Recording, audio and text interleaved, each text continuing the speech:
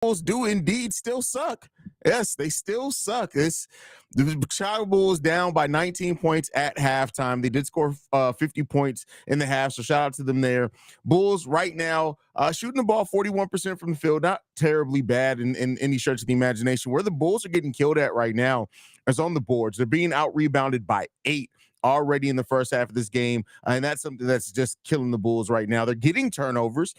They forced the Boston Celtics to having 9 turnovers so far in this game, whereas the Bulls have only had 3. But the Bulls haven't really been able to capitalize. It's like every time they get on the fast break, they do something stupid. Like I've never, well, let me not say I've never seen anything like it, but like this team is just struggling right now, man. It's struggling. They got 11 points off turnovers, which is more than the Boston Celtics, but they've left a lot to be desired when it comes to that as well. So like I said in the pregame show and also in the pre-recorded video today, all of the Boston Celtics strengths play into weaknesses of the Chicago Bulls, and they are really just they're the better team, and they should look like the better team, and that's what they do right now. I honestly, and I will say this, maybe you guys agree, maybe you disagree. It really doesn't seem like the Boston Celtics are taking the Chicago Bulls seriously right now. Like, I truly feel this league could be closer to 25-30 if the Boston Celtics really, really just wanted to kill the Bulls. They're spreading the ball around. They're taking their time on the offensive side of the ball. Not really much different, but they're shooting 65% from the field and 54% from three-point range, already making 13 three-pointers to the Chicago Bulls 6. They have over double the amount of three-pointers that we have right now. They just look like a team that's just better coached, better prepared, better talent. And yeah, I don't think anybody expected anything different when it came to the Chicago Bulls team. Like, the Boston Celtics are clearly the better team, and they're playing like the better team. That's just it. They're playing like the better team. Benny says there's a good chance we won't win a game until next year. I literally just said that on the pregame show, brother. I don't know if you were there or not. There's that I have the Chicago Bulls favored for right now. Only 2. Just 2 games. That's it. And so because of that, it's like, hey man, yeah, 2 games I have them favored for. 2. So we don't want to guard the 3 at all. Almost dropped 70 on us going into the half is crazy. Listen, this team is listen. They are who we thought they were. Like, let's just be clear on that. They are who we thought they were.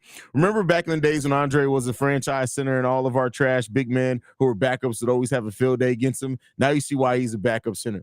Listen, that's why when people are like, start Drummond, that solves all our issues. I'm like, hey, listen, I get it that he brings the stuff that Vooch doesn't, but that does not solve all of our issues, man, at all. El Trapo's in the building. He says, I'm watching the game live in the Boston in the front. Caruso's the only man making the impact. The Bulls just walked into locker rooms with their heads. They should. They suck. Like that. Listen, they don't deserve to have their heads held high. My dad has a saying. Well, let me not say it's a saying. I think I heard him say it one time in my life, but it stuck with me. Broke people should never laugh. I never understood what that meant, right? This team is broken. They should never laugh. What you laughing about? You ain't got, I mean, maybe to laugh to keep from crying, but you ain't got nothing to laugh about. You broken. Like, it is what it is, man. Levine 2 points with the basket coming in the last 20 seconds of the half. What a fucking joke. Listen, at the end of the day, this team is who we thought they were, and maybe even less than what we thought they were in some cases. Like, it's a struggle right now. This team is a bad basketball team, and it's not getting better anytime soon. It's not. It just isn't. So, that just is what it is at this point.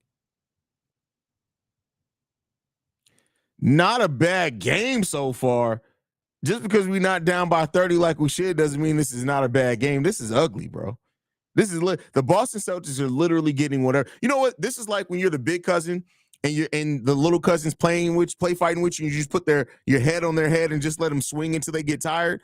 That's basically what the Boston Celtics are doing. They're looking at the Chicago Bulls and be like, oh, that's cute. That's cute. Y'all get tired at some point. They know they can take this game over whenever they want to. Like, that's just is what it is. The Boston Celtics are not concerned with the Chicago Bulls by any stretch of the imagination. They aren't. Like, it is what it is. But yeah, Omar in the building. Omar says Zach is hurting his own trade value. I've said this before. I always say this to you guys. Like, teams have years of data on Zach LaVine. I don't think he's really hurt. I think teams are smart enough to be like, hey man, he just wants up out of there. Listen, if a team would trade for fat James Harden when he had on that fat suit, listen, Zach LaVine's trade value is what it is. Sydney says Paul's doing much better in my opinion. Oh, listen, he outplayed Zach LaVine. The person on the rookie scale deal outplayed the $215 million man. So there you go on that one.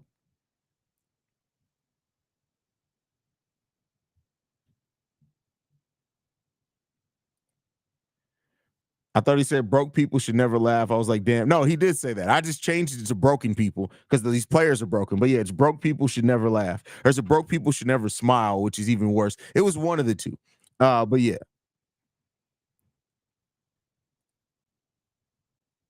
Caruso plays 3 games, then missing for 2 games on an injury. Plays super hard, gets injured, repeat cycle. I trade Zach, Alex, and Pat for OG and Trent. You're not like stop playing 2K, bro. Stop playing 2K.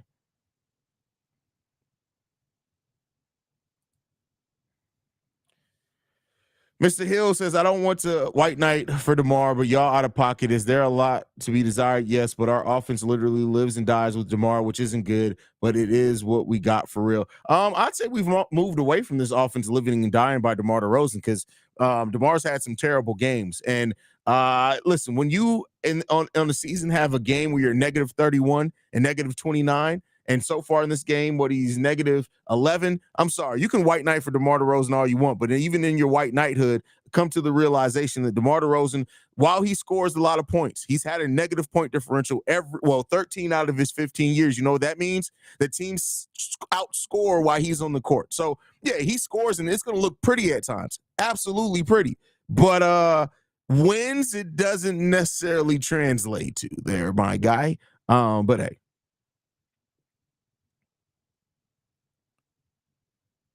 Let's see what else we got. Little Famo's in the building. C's need to win by 23 to be in the in-season tournament playoff or something like that. That's why they're shooting so many threes. This hurts so much seeing my team like this. No, it has nothing to do with it. The Boston Celtics average the second or third most threes in the league anyway. So they're not doing it just because believe me, they're not doing anything because of the in-season tournament. This is just how Boston likes to play. And the Chicago Bulls are one of the weakest teams at defending the three-pointer anyway. So that's just going to open things up. Let me go back to the average. I just want to see again. The Boston Celtics average the second most three-pointers again. They average 43 three-pointers per game. 43 three-pointers per game. So, no, this ain't got nothing to do with no in-season tournament. This is just how this team plays, and they see an inferior opponent in front of them, and they said, all right, bet. Technically, listen, they're on pace to match their base close to their average for the season. So no, this is just how they play, brother. See what else we got. There's a report that came out that if the Bulls trade with the Lakers, they'll demand Austin Reeves. Yeah, I saw that. I'll get a video out on that. I almost got a video out on it before this game, but I kind of wanted to focus on it. I mean, listen, if you do trade Zach LaVine, I do think that you should demand Austin Reeves back. Like I think that makes sense. That fits what we've heard they want. A young, talented player in salary cap filler and multiple first round picks. So it is what it is. The report also states the Lakers are more interested in DeMar than Zach. That doesn't surprise me. Shorter term salary, less salary. They can go to the drawing board. He also, is a veteran there as well. So we'll see.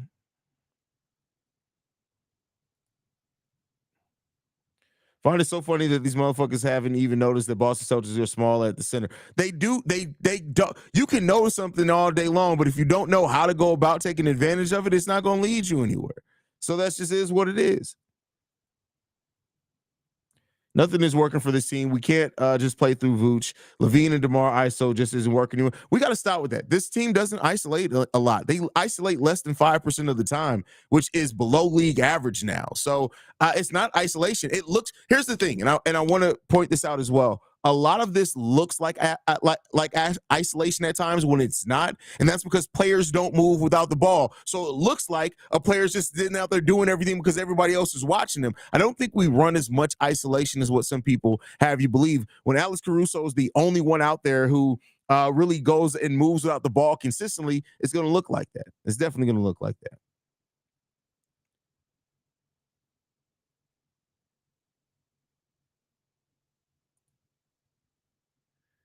By the end of the season, Vooch will weigh around 350. Nah, he won't. Vooch does. Vooch always stays in shape, like to the Middle European, Middle Eastern type of shape. Like he's not going to be ripped, but he always is going to stay in shape. Vooch isn't somebody who's not going to put in that work. At least to get fat. Like he's not going to get fat.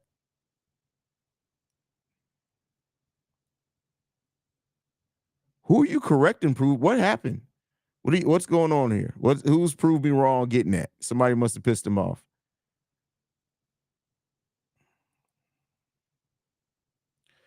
How's your mental health holding up, Haize? Covering the Bears and the Bulls has got to be depressing. Any strategies for keeping your mind right? Chicago sports fan need some help, man. I mean, look, I just never like as much as I am emotionally invested in these teams. It's easy for me to also separate from because my real life is happy as hell. Like it is what it is. You gotta have happiness first in life, and then don't let sports mess you up too bad, man. That's it.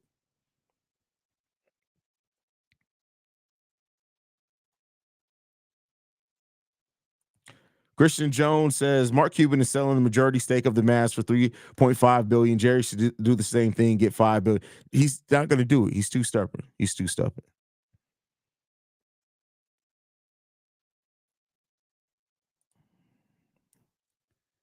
Um, it's all about fundamentally sound basketball. Celtics are fundamentally sound, while the Bulls look like guys playing in the wreck. Facts. Looks like a team that has not played basketball together for very long, and this is the third year of this shit. It's crazy.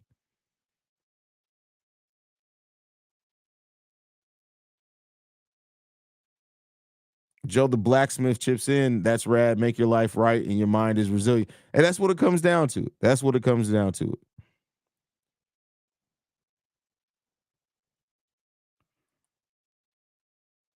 Trade Caruso for OKC for 2 first round picks. Those Clipper picks looking too good. That's funny. That's funny. Bulls don't play defense. Well, I mean, the Bulls are a top 10 defense in this league, which is still scary with how they've been playing. You know what? They may have dropped down, especially let me check on that real quick. I just want to see where the Bulls rank currently on defense. Let's take a look at that. They've dropped down to 11th. So they're top half of the league defense, which is crazy because we get cooked quite often. Cooked quite often.